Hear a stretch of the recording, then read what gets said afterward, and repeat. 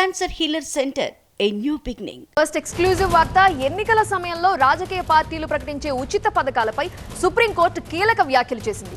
ఉచితంగా రేషన్ డబ్బు ఇస్తుంటే ప్రజలు పనిచేసేందుకు ఇష్టపడరు అని వ్యాఖ్యానించింది.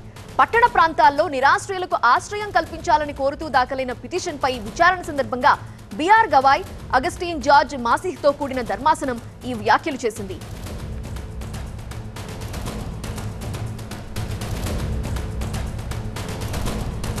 ఉచితాల కారణంగా ప్రజలు పని చేయడానికి ఇష్టపడటం లేదు.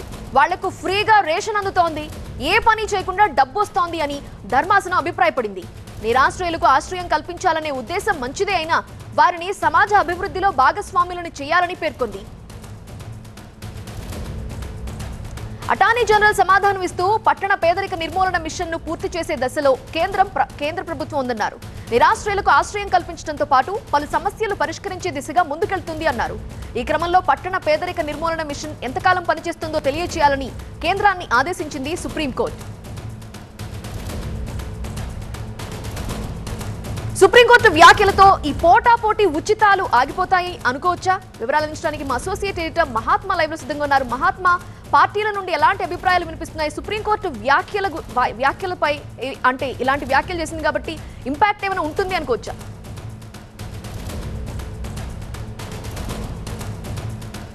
ఖచ్చితంగా సుప్రీంకోర్టు వ్యాఖ్యల్ని సీరియస్ గానే పరిగణించాల్సి ఉంటుంది.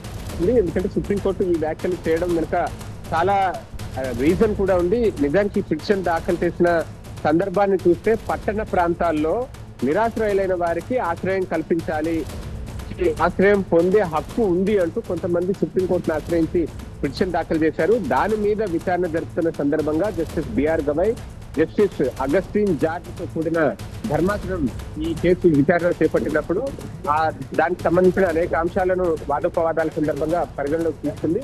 ఆ సందర్భంగా వివిధ అమలు చేస్తున్న సంక్షేమ పథకాలు, నిరాశ్రయులకు మరి ముఖ్యంగా పట్టణ ప్రాంతాల్లో పేదరిక నిర్మూలన కోసం అమలు చేస్తున్న పథకాల గురించి చర్చ వచ్చింది. అప్పుడే ఈ వాదోపవాదాల సందర్భంగా సమాజంలో కొంతమందిని పారాసైట్స్ అంటే ప్రాణ జీవులు అని చెప్తాం, ఇతరుల మీద ఆధారపడి వారు సమంతట తాముగా ఆహారాన్ని తయారు చేసుకోలేని జీవులు పరాన్న జీవులు అని అంటూ ఉంటారు.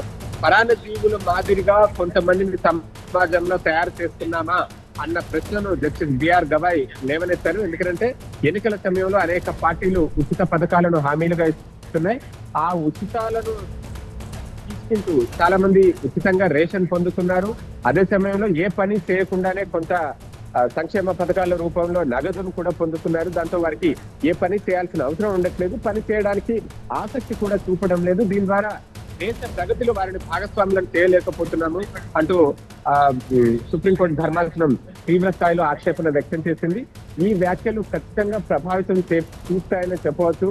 వీటిని దృష్టిలో పెట్టుకునైనా ప్రభుత్వాలు లేదా ఇతర రాజకీయ పార్టీలు ఇక మీదట ఉచితాలను ప్రకటించే ముందు ఆలోచన చేస్తాయన్నది మనం అర్థం చేసుకోవాల్సి ఉంటుంది. ఇప్పటికే తెలుగు రాష్ట్రాలు సహా దేశవ్యాప్తంగా అనేక రాష్ట్రాల్లో అనేక రకాల ఉచిత పథకాలు తాము అధికారంలోకి రావడమే లక్ష్యం అనుకుంటూ అనేక రాజకీయ పార్టీలు ఎన్నికల సమయంలో హామీలు ఇచ్చేస్తున్నాయి. తీరా వాటిని నమ్మి ప్రజలు ఓటేసిన తర్వాత అధికారంలోకి వచ్చాక వాటిని అమలు చేయడానికి ఇబ్బందులు ఎదుర్కొంటున్న వాతావరణాన్ని మనం చాలా చోట్ల చూస్తున్నాం. ఎందుకంటే రాష్ట్రాల్లో పూర్తి స్థాయిలో ఉచిత పథకాలను అమలు చేసే క్రమంలో తీవ్రభిన్నంగా మారుతున్న పరిస్థితి కనిపిస్తా ఉంది. సో దాన్ని నివారించాలి అంటే ఈ అంశం మీద దేశవ్యాప్తంగా చర్చ జరగాల్సిన అవసరం కూడా కనిపిస్తోంది. Cancer healer centre a new beginning.